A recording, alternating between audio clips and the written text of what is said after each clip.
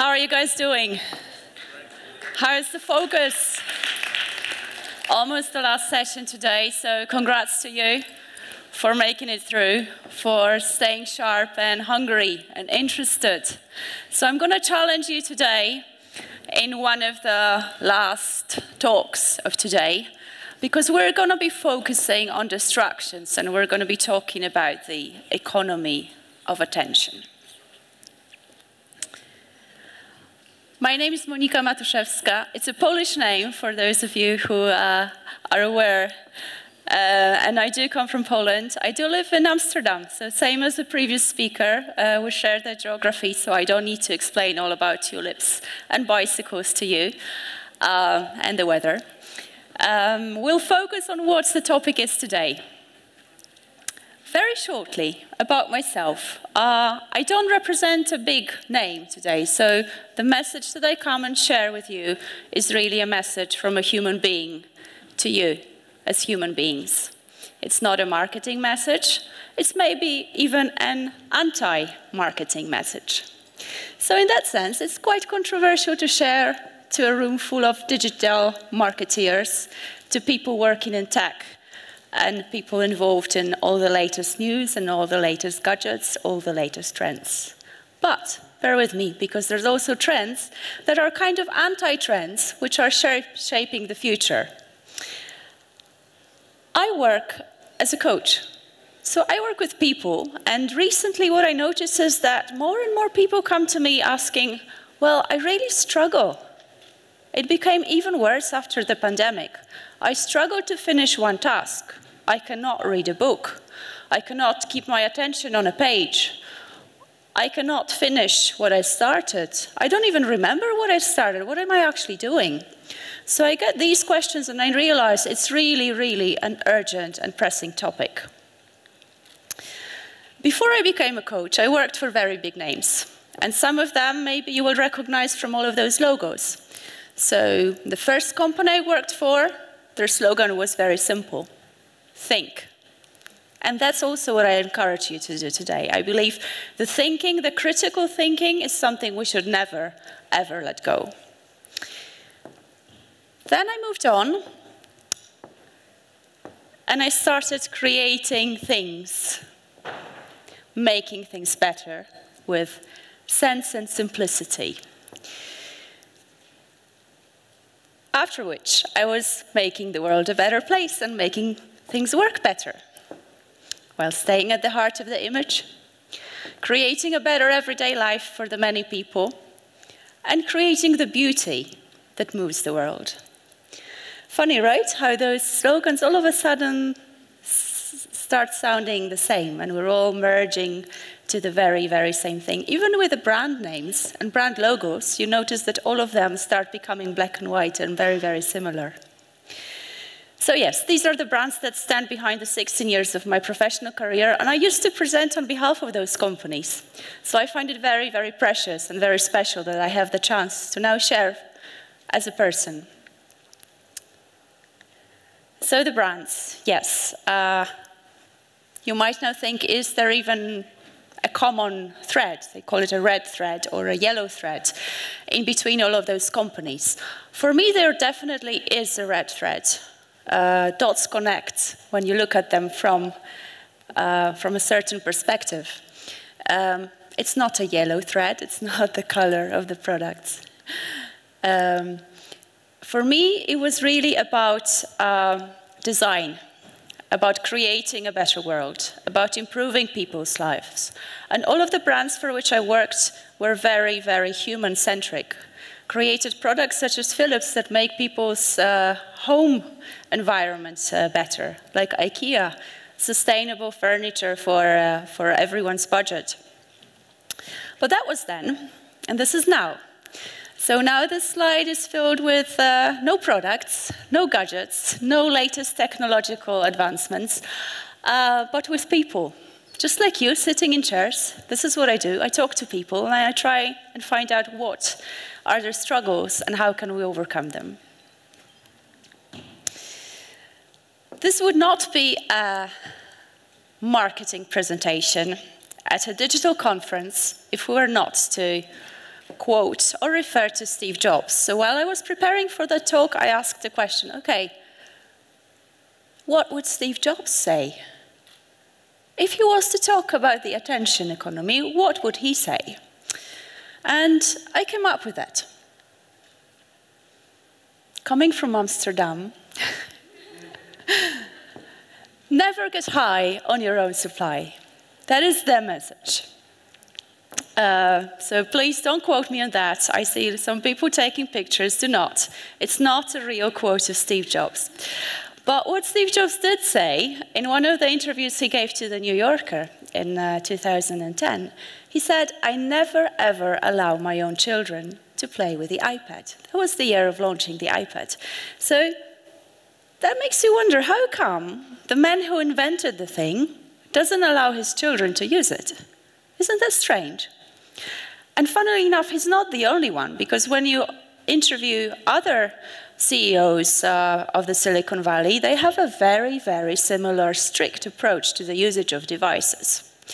And now we can think, are they onto something? Is there something they're not saying in all the marketing message that they know? Before we had all our fancy devices, if we go back 6 centuries back, this was the latest digital, not digital, analog press. So that was the year of the Gutenberg. And it took actually 300 years until we had a next technical revolution, the telegraph. Looks very fancy, right? Then we had the photo camera, and here, be careful, because that is a product placement. I am still a marketeer in the heart, so that's a bit of a subliminal, not really subliminal advertising. That is a very much later model than the 1816. That one was actually from 1949, and that is a Nikon camera. That's the first mass camera that reached the mass market for everyone to carry in their pockets. All right, back to the 1829, the typewriter. Then we had the telephone. How cool, right? Then we had the radio, and here again, that's a Philips product placement. That is also a later Art Deco model of the Philips radio. And a TV, which never really hit off after the Second World War, but was invented way before. And then you might be surprised, hey, how come this is not a hardware, this is not a product, how come are you showing a magazine? But I believe that that is actually a crucial moment in the history of media. 1923, so barely 100 years ago, is the first time we as a civilization managed to circulate news at a speed of 1 week. We were never, ever able to do it as fast before. So it took us centuries between the invention of press until the first weekly newspaper.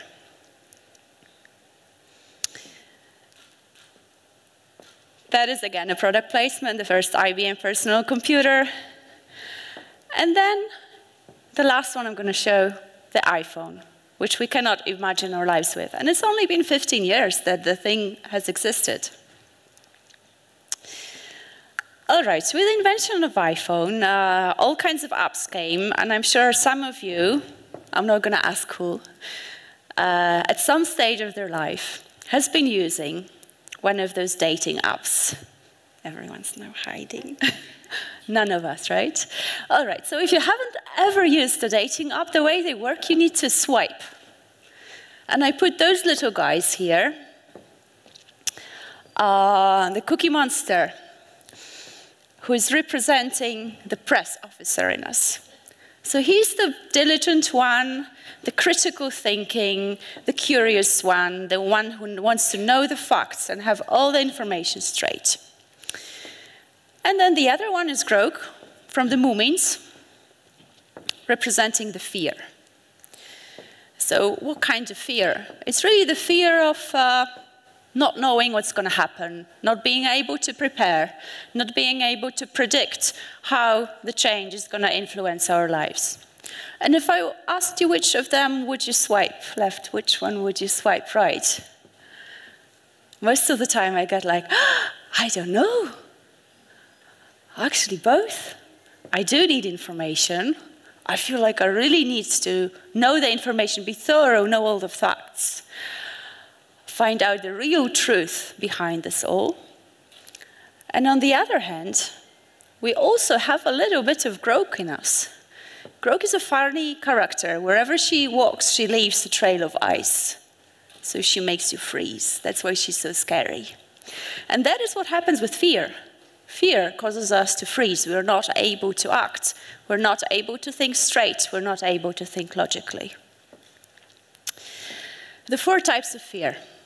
Nobody likes this subject, but it is prevalent in our lives. And actually, while there are 4 types of fear, they all boil down to the very last one being the fear of death. But how does it start? How does the loop start? So first of all, there is some kind of change. And we feel like, oh, I want to stay up to speed with the news so that I know what's going to happen, so that I can prepare. Because if I don't prepare, I will lose control. So it's really the fear of unknown and not being able to prepare and be ready for the change, because that threatens our survival. So that's why from the fear of change to the fear of unknown to the fear of lost control, eventually it all boils down to the fear of death. Even though it's not a popular topic, right? We don't never really talk about that. So what do we expect from the news? What do we expect from our devices, the social media feed, the daily news fix that you get? Why do we actually watch the news? Why do we read? Why do we feel compelled to stay up to date? There's 4 needs. First of them being the need of safety. We want to feel in control, we want to feel safe. Second is we want actionable steps. We actually hope that someone who knows better than we, is better informed, is going to tell us what to do. What is the protocol in this situation? What do I need to do? What is the escape route? What are the exact instructions? The third one is the need of closure. We as human beings hate open loops. Questions that are unanswered.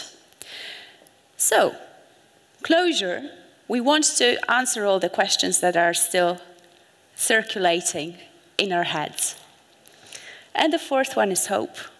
Because we as human beings, we survived on this planet because we have hope. We do not easily give up.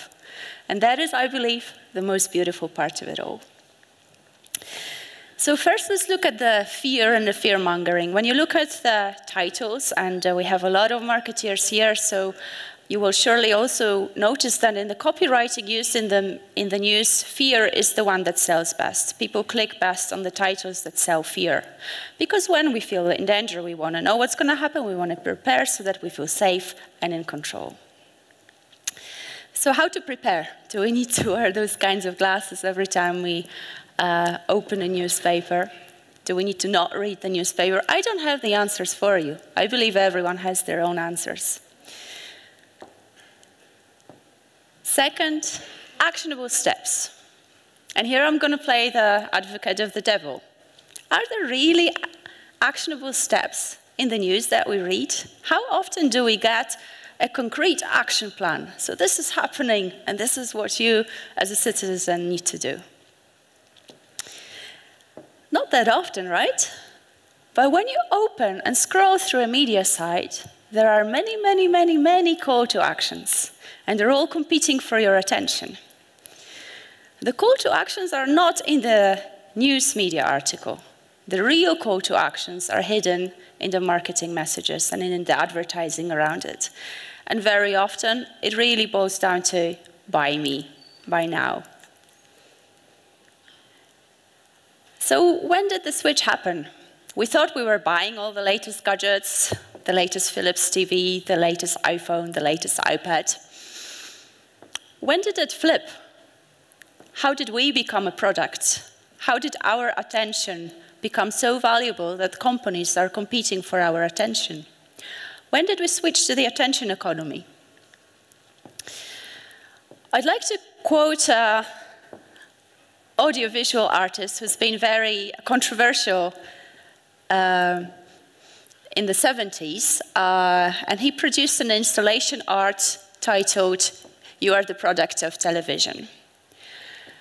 So that was an installation art, which probably today you would not enjoy because it was in the 70s aesthetics. But what Richard said was, you are the product of television.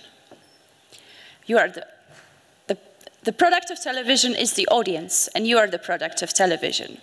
You are delivered to the advertiser, who is the customer. He consumes you.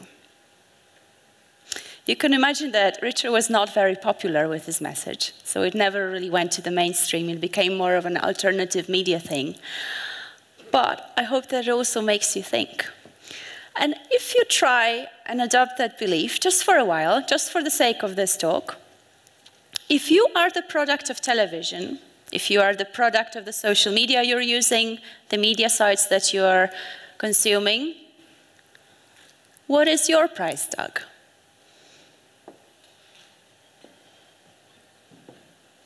What kind of price would you pay to your attention? Is that the focus? Is that not being in a state of flow? Is there a very tangible price in terms of hours, minutes, seconds, maybe years of your life?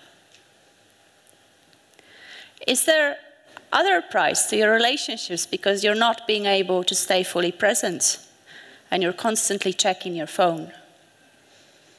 As I said, I bring many questions, I don't bring answers, so the answers are within you.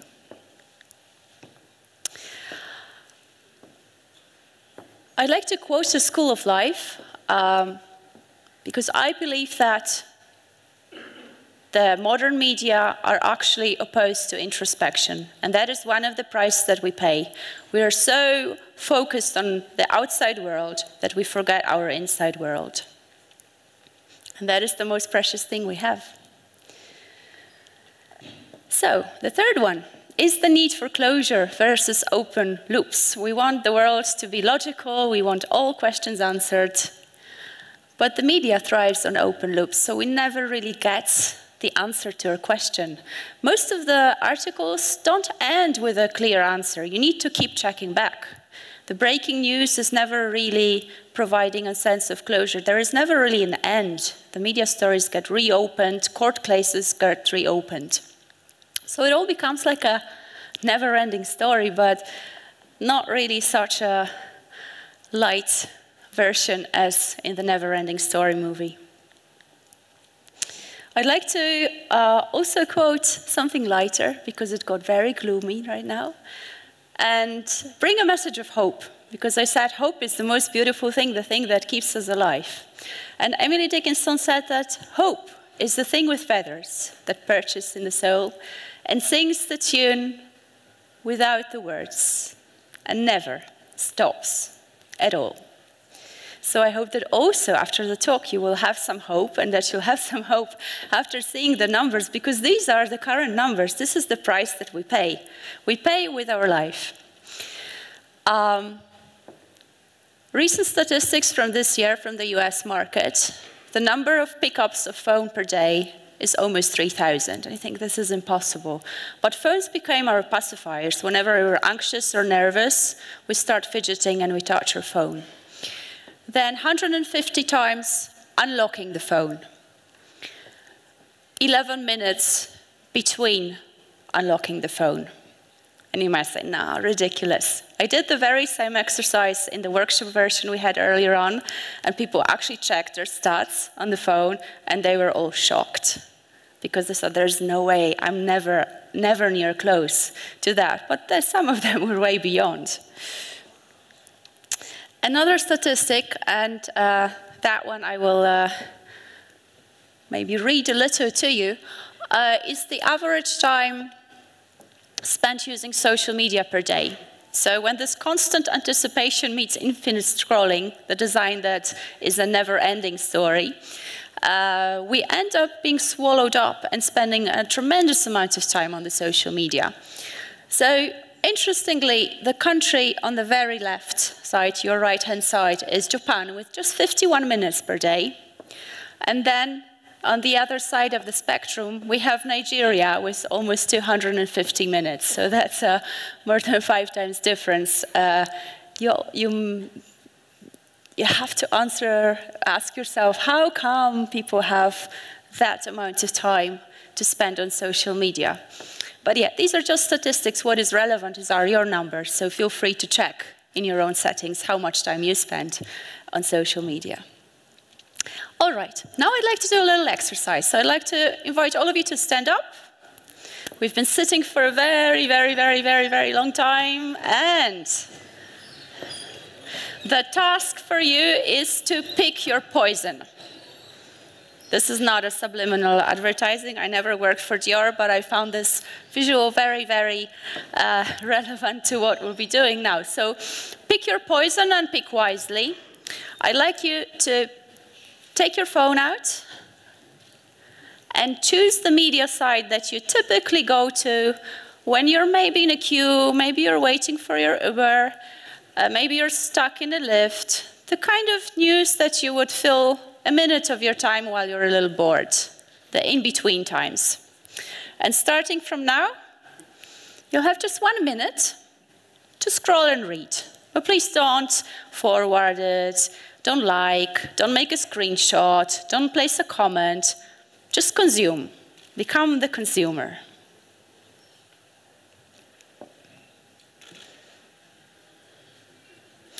Mindlessly scrolling, being a good citizen, being up to date, keeping up with the news, being a responsible citizen.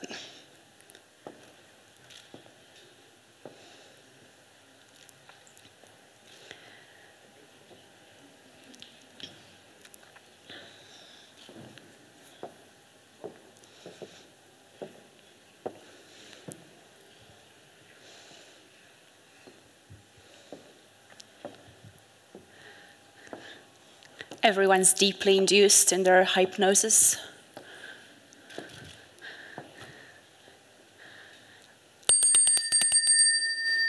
Time's up.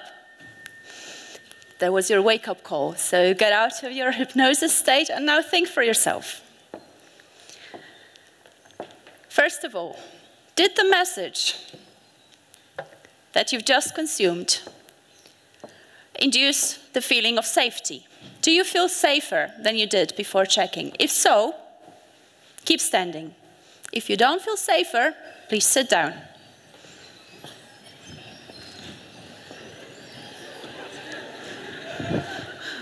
Why am I not surprised? Question number 2. Did the message that you read provide actionable steps? Do you know exactly what you need to do now with that piece of information? If yes, keep standing. If no, please sit down. Number 3. Do you know everything that you need to know? Or do you need to check back for more news, another article? Is there anyone even standing still? Yes, very well, very well. Okay, so there's one person who got sense of closure. Last but not least, because hope dies last, do you still have a sense of hope? Is there anyone still standing? Yes. Yes, yes, yes, yes. People are still standing. Okay, guys, in the break or during the party, the rest of us, let's go and find these people. They have hope and they bring hope. They will tell us what they read and we'll all feel much better about the world. Thanks so much. Okay, everyone can sit down. So, as I said, I don't have answers, but I do encourage critical thinking and learning from your own experience. And I hope that from that short minute, you learned a lot for yourself and that you can apply these questions also in the future. So what happens when information becomes stress-formation? Because there's nothing bad, inherently bad with the news. There's nothing inherently bad with social media. There's nothing inherently bad with all of those devices. But what we are seeing is that it does cause stress. I have one very simple graph for you, which is the graph of the sweet spot, where we very, very rarely dwell. We have the concentration axis and we have the stimuli. So all the impulses that come into our world through our senses. Well, this is the boredom zone. Not enough stimuli and also very low concentration. So finally, when you study for an exam and it's a really boring topic, this is where you are. Where you're doing a really repetitive task at work, copy-paste in an Excel. This is where the boredom zone is. Then there is the focus and flow. So this is your inspiration. These are the moments when you're challenged, when you forget time, when you're completely in the zone, where you get your creative juices flowing, when you create your best work. This is where stimuli are high and concentration is also high. Stimuli are, say, medium-high, so you're not overstimulated, but it's also not a boredom zone. You need a little bit of challenge to be in the focus and the flow moment. And then the last one is, when there's too much stimuli, or they've been going on for too long, we end up in a stress zone, and then we cannot focus, we cannot think straight anymore. And I encourage you to ask yourselves during the day, and maybe also have a moment now, thinking, where do I reside? During my working day, where do I reside? Do I reside in the boredom? Do I reside in the stress? How many minutes, hours a day do I allow myself to be in the state of flow? And how do I get there? So, I don't need to explain that, Meme. We've all had those moments. We really wanted to focus on a project, and then we got an email from our boss. Now, one email is not the same as another. There are some emails that will keep you awake at night, and there are some that you just very easily can ignore. How does that happen? We are all striving for a balance or harmony, as one of the speakers before said, and I really love that reframing. There is no such thing as balance, but harmony definitely exists and is an ideal to strive for. When it comes to digital media, we find ourselves bouncing between the two. So there's the fasting and binging. And it really is a balancing exercise. I want to talk about one trend, which is, funnily enough, hitting the internet, and the influencers are endorsing it, even though it's an anti-social media trend. So that's about dopamine fasting and social media detox. And I have a question of you, because maybe you've also already been infected by that trend. Have any of you ever deleted a social media app from their phone? By the show of hands, yeah? 5 minutes. Yeah. Okay, the power of influence. Yeah. It's becoming more and more of a trend, especially after the pandemic. It was just too much of a digital life that people started to massively delete their apps. But the next question is, of course, okay, which app, which one got to you so badly that you actually realized that you were better off without it? And the last question is, how long did it take you to install it back on? Because that is also what we see, that very often people have good New Year resolutions. They say, I'm going to be more focused, I'm not going to be spending time on Instagram, on Facebook, TikTok, and the likes. But after a week, their willpower is just too weak, and they install it back on. They feel they've been missing out, and they need to be part of it. So these are just the last few stats. They're from the UK, and they're also very recent. The social media detox is definitely a trend, and it's the trend that also digital marketeers need to really take into consideration. It hits mainly the Generation Z and millennials primarily. What we see is there's a few interesting differences when it comes to demographics. Interestingly enough, men much more easily stick to the resolution to delete the app. Women, when they delete them, they are much more easily triggered to reinstall it. So men are kind of, their choices are more permanent in that sense. And most likely, we also see that it's prevalent amongst the millennials. For Generation Z, it's a little more tricky. Apparently, their lives are just so so dependent on social media that it's quite difficult for them to, to deal without it, and they're not so prone to that trend. Now you might be asking yourself, okay, what is the message of that? Do I need to uninstall my social media?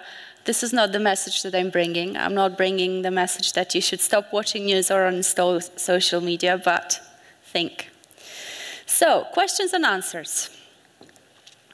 Successful people ask better questions, and as a result, they get better answers. That's Tony Robbins, one of the, I think, most known personal development motivational speakers. I hope that I pose some questions that you'll continue discussing with your colleagues at work, with your family members at the family dinner, with your loved ones as well. And the questions that I would like to leave you with, first of all, am I getting high on my own supply? Second, do my messages induce more fear or more hope? What kind of messages do I want to share with the world? If you're a marketeer, of course you'll have a different angle, but even if you're not, you are sharing messages, you are forwarding things. What kind of stuff do you want to share with your family and friends? Third, do my messages fulfill my audience's need for safety? Do the recipients feel more safe after reading my message? Do I provide actionable steps? Are people just anxious and confused and worried after reading my message? Or do they feel like, okay, I know what I need to do, I got this? And last, is there a sense of closure? And with that, I would like to close this talk with one of my favorite movies being The Truman Show, and that is the exit scene when Truman found out that he was just part of a large, big experiment and a movie set, and he finds the door at the very end of the stage, and he exits the scene. I believe and I deeply trust that all of you have the wisdom in yourself to discover the right answers to those questions and to all the other life questions. And it's been a privilege for me to be able to speak to this audience. Thank you very much.